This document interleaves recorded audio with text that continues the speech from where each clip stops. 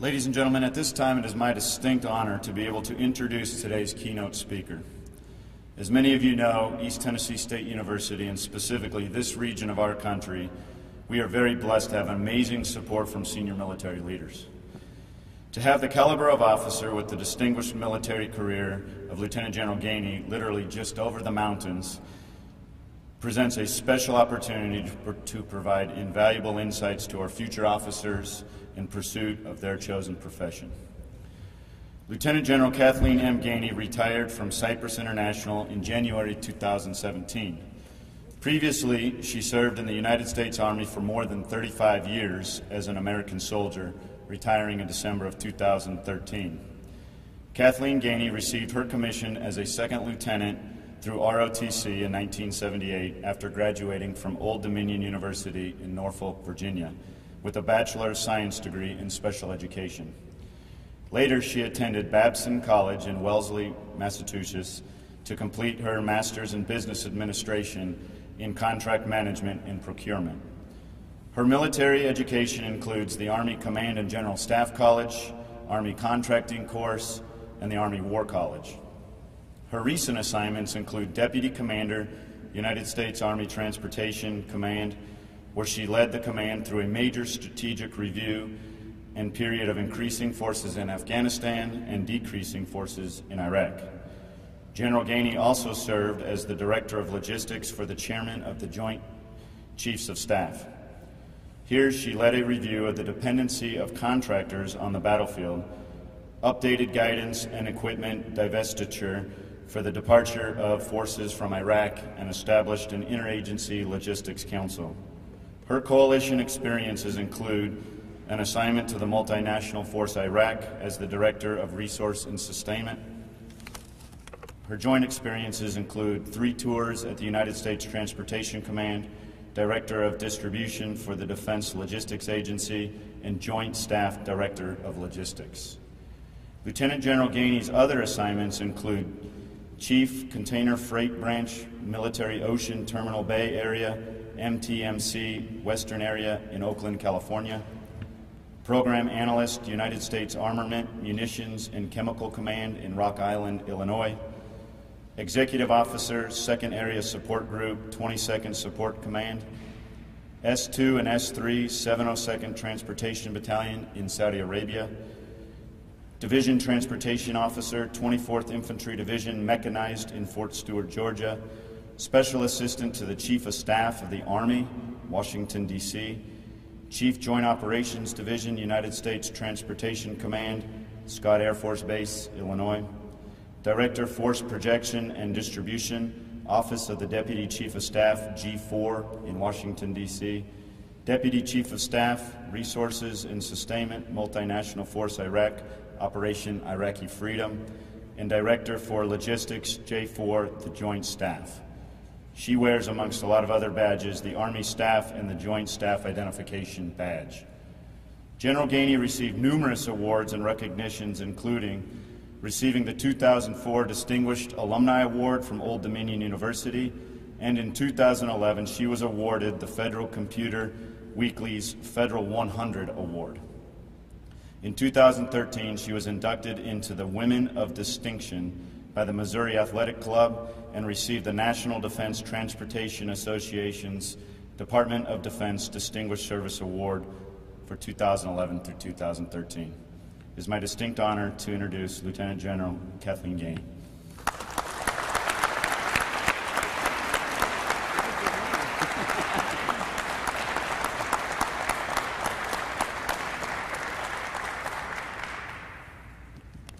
It's a real pleasure for me to join you all here today. Can you all hear me up there? All right, I'm going to break protocol for a minute. Cadets, relax. Shake it out. You guys have been standing a long time. Come on, I'm serious. Shake it out. Shake it out. Yeah. I've studied a couple of formations myself. I remember that. All right. Yeah. That feels much better, right? All right. Assume the position of rest. All right. It is no coincidence today that we are starting this ceremony at 11 o'clock. Because 100 years ago, Armistice Day started at the 11th hour on the 11th day of the 11th month, 100 years yesterday. That is when the armistice was signed between the World War I allies and Germany. And on a day like today, cold, rainy, nasty, you can empathize with those guys that were in the trenches fighting that war and what type of conditions they had to endure. It's important to recognize Veterans Day, and I'm going to ask you to do 4 things. First is we need to recognize our veterans every time we can. So let's start right now. Let's have all our veterans raise their hand. All right. Let's give them a round of applause.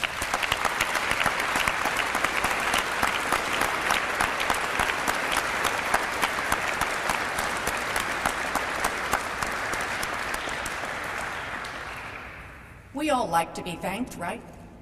So it's important for us when we see a service member in uniform walking around in the airport, on the street, a recruiter perhaps, thanking them for what they do. It is also important for us to remember that we didn't always do a very good job of that. We did a great job after World War II. We did a great job after Korea. We kind of fell to the wayside in Vietnam. But Americans realized they can still thank their veterans for what they do, even if they do not agree with the reason that they were called to deploy. But they did, and we need to give them our thanks because they gave up a lot of sacrifice to do that, and so did their families. The second thing I want to ask you to do is to do a little bit of research and support your veterans. Go back into your local communities. What veterans programs do you have for them? Where do you need to be an advocate for the veteran? Where do you need to maybe contact your local congressman to say, hey, I think we need to do a better job? And then if there is a program that needs to be voted on, educating people on that program and getting those votes to support our veterans. The third thing I want to ask you to do is to record the history of a veteran. It might be a neighbor, might be a parent, might be a relative, or just a friend. But take the time to either get that oral history or write it down. What better way to say thank you than to recognize them and really understand what they went through? Because I'll tell you, most vets don't tell you all those details. They just say, I served. But what a great way to really understand what they went through and to be able to record that for generations to come. And I assure you, you will be probably humbled at what they accomplished and what they did and how they made this nation stronger. The fourth thing I want to ask you to do is to help generate a future generation of people that believe in selfless service. I think joining the military is a great way to do that, but it's not for everybody. But we can still be selfless servants by joining a profession like nurses, policemen, doctors, people in public health. We could also serve our nation by volunteering, feeding the needy, helping homeless vets, working in programs with at-risk youth. Because when you do that, you will learn about a higher calling. You will learn about what it means to give something of yourself to help others, to make this nation great. Anybody who's deployed knows this is a great nation, but you don't know it until you've seen that other side and know we have it so good here. Because we need to instill discipline. We need to instill dedication. I can tell you that in the Army, I was going to be a school teacher. And I only joined the Army because I couldn't find a job teaching school. The market was flooded. Hard to believe, but it was.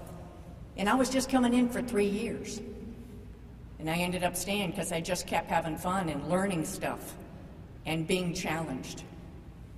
And I learned about what it is to have to take care of a young soldier and their family. I learned about accomplishing a task. I learned about planning. I learned about making sure that I had all the resources and how to adapt when nothing went right, because that's often the way it goes.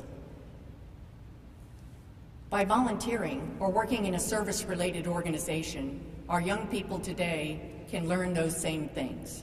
And we need to grow that next generation of selfless servants. So I ask you to help me do that by stepping forward and volunteering yourself and asking one of those young people to join you and help instill in them what it is to serve others. So on this Veterans Day, I salute you. Thank you.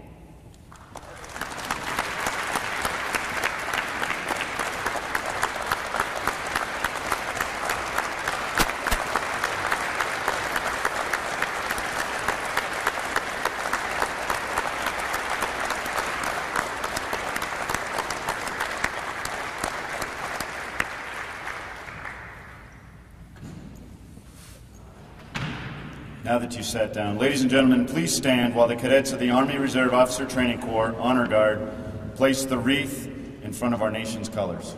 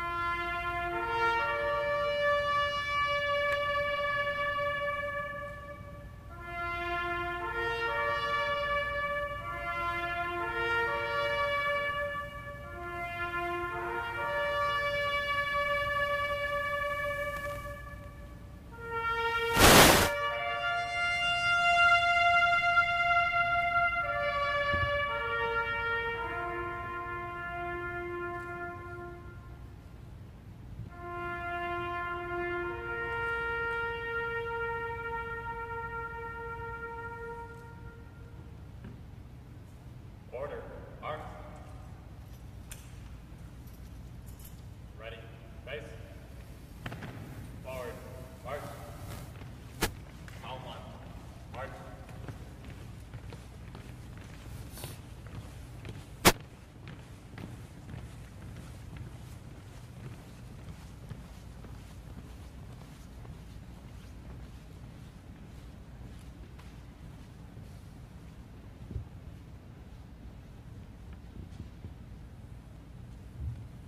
Ladies and gentlemen, this concludes the 2018 Veterans Day ceremony.